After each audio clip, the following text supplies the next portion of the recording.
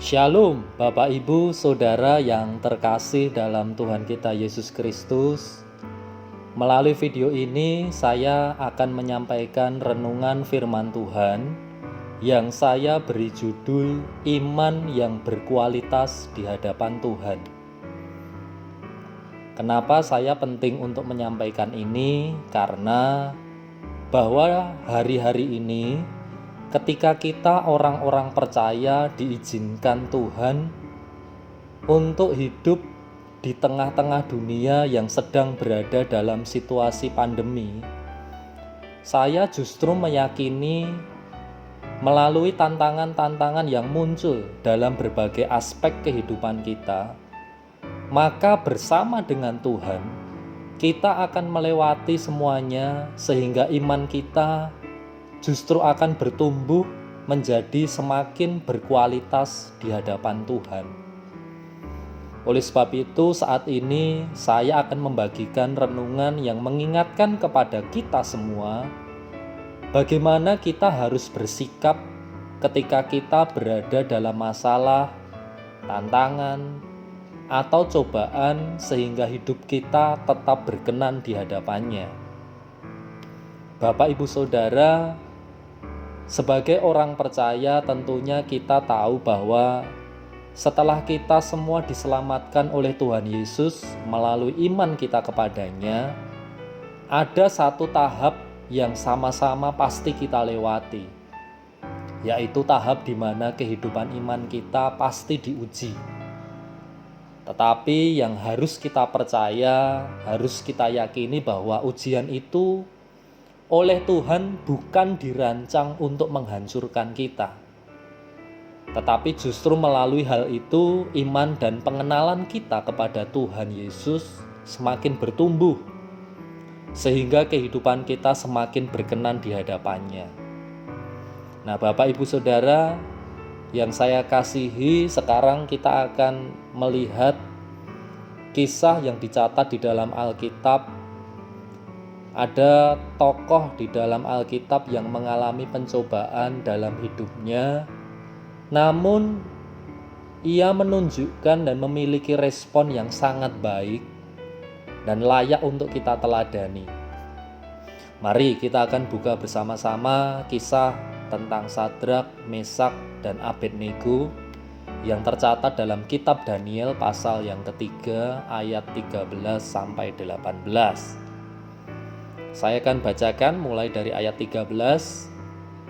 Sesudah itu Nebukadnezar memerintahkan dalam marahnya dan geramnya untuk membawa Sadrak, Mesak, dan Abednego menghadap. Setelah orang-orang itu dibawa menghadap raja, berkatalah Nebukadnezar kepada mereka, "Apakah benar, hai Sadrak, Mesak, dan Abednego, bahwa kamu tidak memuja dewaku dan tidak menyembah patung emas yang kudirikan itu? Sekarang, jika kamu bersedia, demi kamu mendengar bunyi sangkakala, seruling, kecapi, rebab, gambus, serdam, dan berbagai-bagai jenis bunyi-bunyian, sujudlah menyembah patung yang kubuat itu.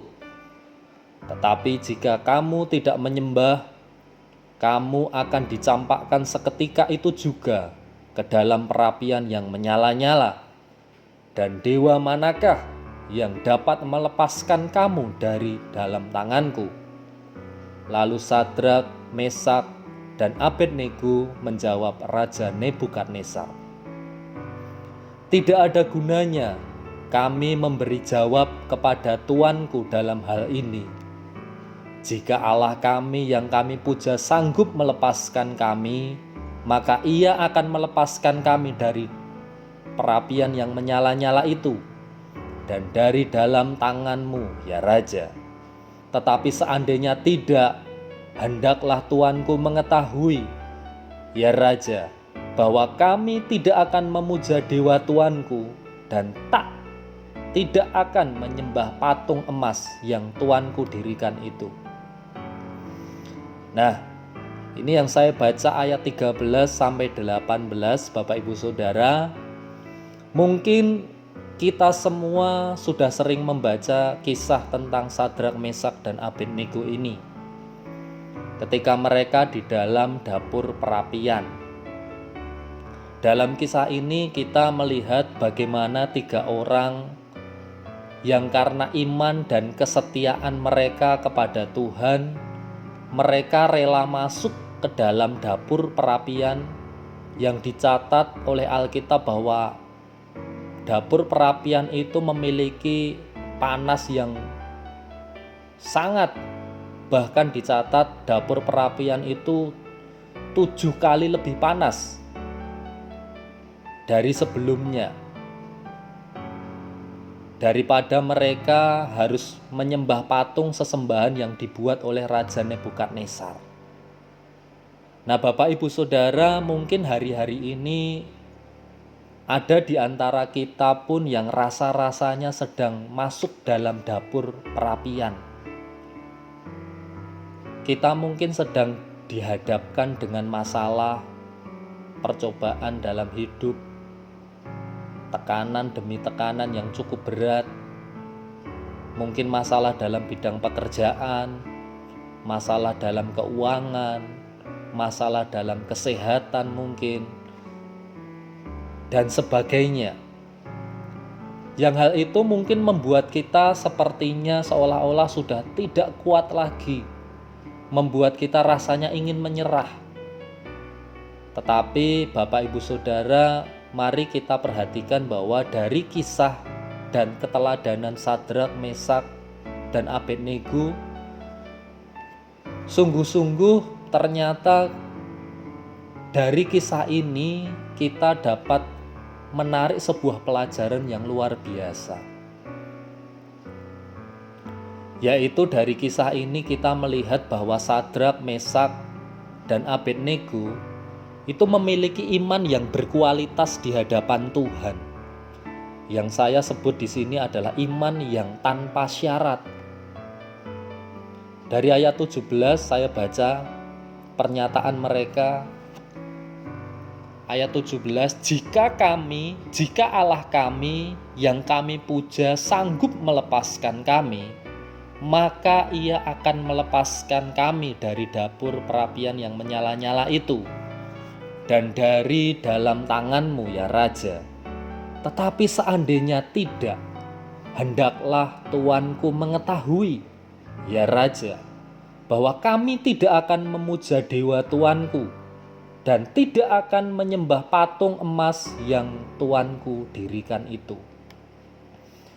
Nah, saya percaya bahwa kualitas iman yang seperti inilah yang diinginkan Tuhan ada dalam kehidupan kita semua. Tuhan ingin kita tetap percaya, tetap bersyukur, tetap mengasihi Tuhan, sekalipun kita semua mungkin dihadapkan dengan situasi yang tidak nyaman buat kita. Saya bayangkan jika ucapan syukur itu dinaikkan ketika kita berada dalam kesesakan, bahkan penderitaan. Ucapan syukur itu menjadi persembahan yang harum di hadapan Tuhan. Nah, Bapak Ibu Saudara yang saya kasihi di dalam Tuhan kita Yesus Kristus, dari kisah ini saya menemukan bahwa ada beberapa pelajaran yang luar biasa yang dinyatakan Tuhan melalui ketiga anak muda ini, yang pasti akan menjadi berkat buat kita semua. Yang pertama, kita dapat menemukan bahwa ternyata api masalah adalah kesempatan kita bertemu dan melihat Tuhan. Saya ulangi, api masalah itu ternyata adalah kesempatan kita bertemu dan melihat Tuhan. Saya bacakan Daniel pasal yang ketiga tadi, ayat 23 sampai 25. Tetapi ketiga orang itu, yakni Sadrak, Mesak, dan Abednego, jatuh ke dalam perapian yang menyala-nyala itu dengan terikat. Kemudian terkejutlah Raja Nebukadnezar, lalu bangun dengan segera.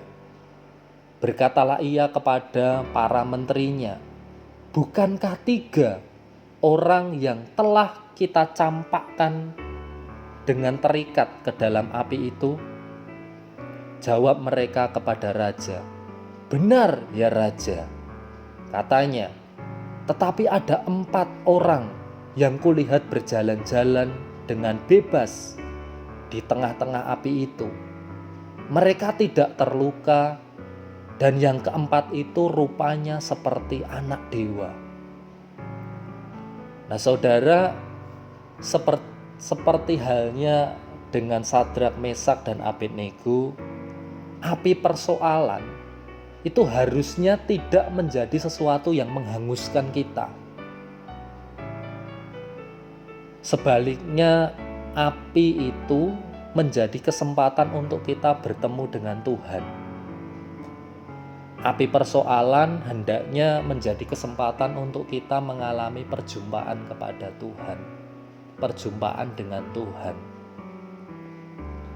Saudara, terkadang sebagai manusia, bukankah kita merasa bahwa kita tidak memerlukan Tuhan di saat semuanya serba baik?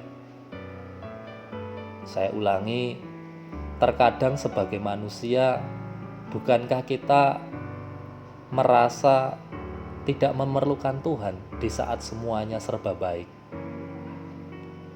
Untuk itu seringkali Tuhan mengizinkan tekanan dan persoalan datang melanda hidup kita, agar kita datang dan mencarinya.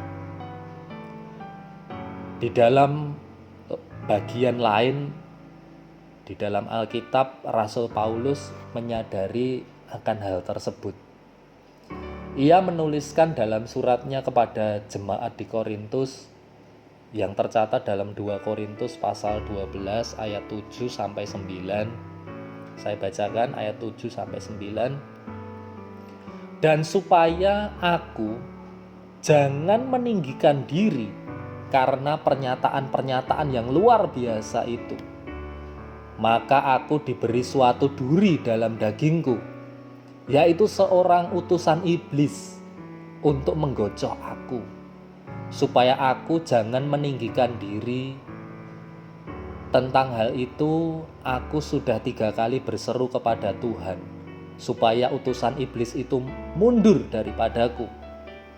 Tetapi jawab Tuhan kepadaku, cukuplah kasih karuniaku bagimu, sebab justru dalam kelemahanlah kuasaku menjadi sempurna.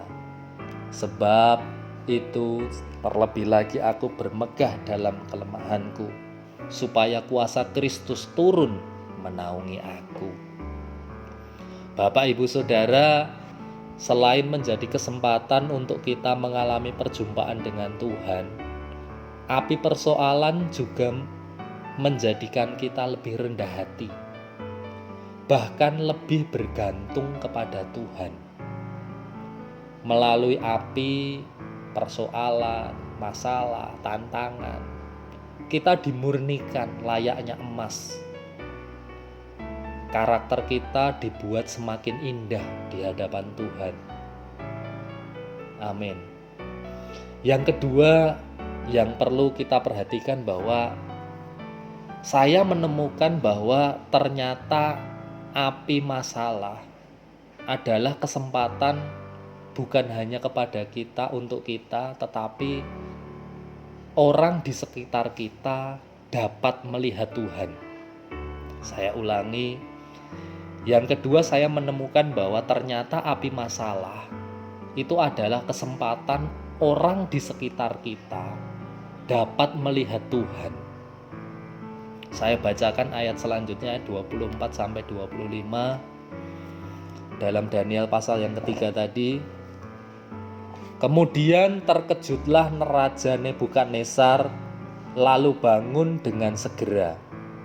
Berkatalah ia kepada para menterinya, bukankah 3 orang yang telah kita campakkan dengan terikat ke dalam api itu? Jawab mereka kepada raja, benar ya raja. Ayat 25, katanya, tetapi ada 4 orang kulihat berjalan-jalan dengan bebas di tengah-tengah api itu. Mereka tidak terluka, dan yang keempat itu rupanya seperti anak dewa. Saya lompat ke ayat 27. Dan para wakil raja, para penguasa, para bupati, dan para menteri raja datang berkumpul. Mereka melihat bahwa tubuh orang-orang ini tidak mempan oleh api itu, bahwa rambut di kepala mereka tidak hangus, jubah mereka tidak berubah apa-apa, bahkan bau kebakaran pun tidak ada pada mereka.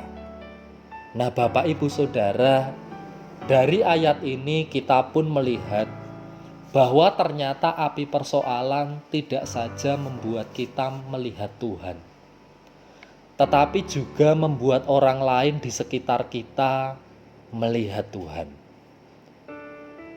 Nah, saudara, melalui iman yang teguh di saat badai kehidupan menerjang kehidupan kita, orang lain dapat melihat Tuhan dalam kehidupan kita.